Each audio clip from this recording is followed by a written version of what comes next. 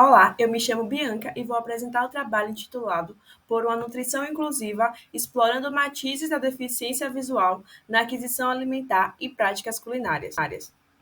A deficiência visual, ela é entendida como qualquer forma de alteração orgânica da visão que compromete seu funcionamento ideal.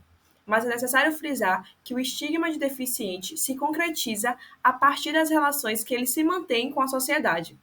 A relevância da temática no contexto atual é notável, não só em escala nacional, como em escala global. No Brasil, por exemplo, cerca de 576 mil pessoas apresentam algum grau de deficiência visual. O retorno do Brasil ao mapa da fome aumentou significativamente a pobreza e desnutrição no cenário nacional. Nesse sentido, estudos têm mostrado que famílias com pessoas com deficiência tendem a ter menos recursos financeiros devido a oportunidades educacionais limitadas, menor probabilidade de emprego e custos adicionais associados à deficiência. Isso, por sua vez, resulta em barreiras no acesso a alimentos, impactando na segurança alimentar dessa população.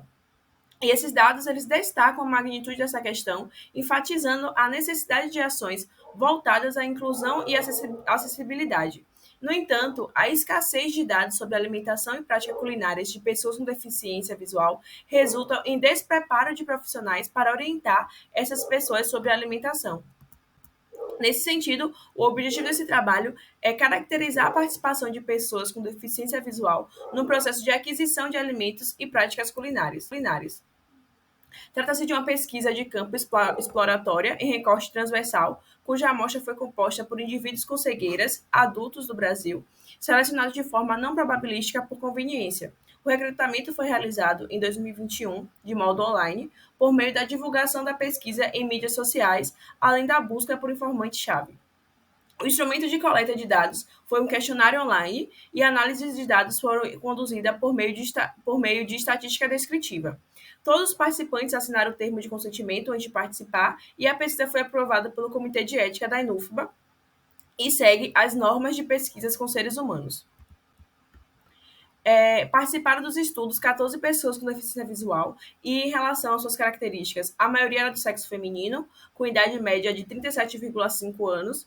Na faixa de renda, a maior parte, 42,8%, estava na categoria de 1 a 2 salários mínimos, e no tocante à deficiência, 6 participantes tinham cegueira total e 8 referiam baixa visão.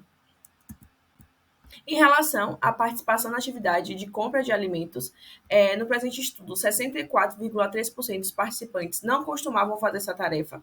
Dentre aqueles que responderam positivamente, a maioria preferia realizar as compras de alimentos de forma presencial e sem a companhia de outras pessoas. E 33,3% compravam pela internet. Nesse contexto, destacamos a importância da acessibilidade dos recursos online para promover a autonomia das pessoas com deficiência visual.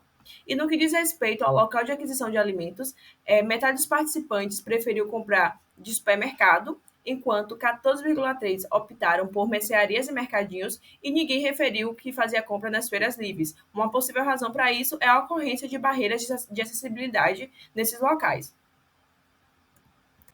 Em relação às principais dificuldades, a falta de conhecimentos dos funcionários, a ausência de embalagens acessíveis e a necessidade de um conhecimento prévio sobre a disposição dos corredores e os produtos no ambiente do mercado foram citados como obstáculos recorrentes. E como sugestões para lidar com essas dificuldades, os participantes mencionaram alternativas como implementação de QR Codes, a manutenção da consistência da disposição das gôndolas.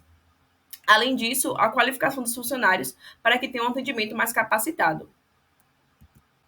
Em relação à preparação dos alimentos, metade dos participantes afirmaram que não preparam seus alimentos por motivos como falta de conhecimento culinário, inabilidade no manuseio e receio dos utensílios, além de questões como lidar com fogo, falta de conteúdo acessível, insegurança com os utensílios e dificuldade em perceber as características dos alimentos.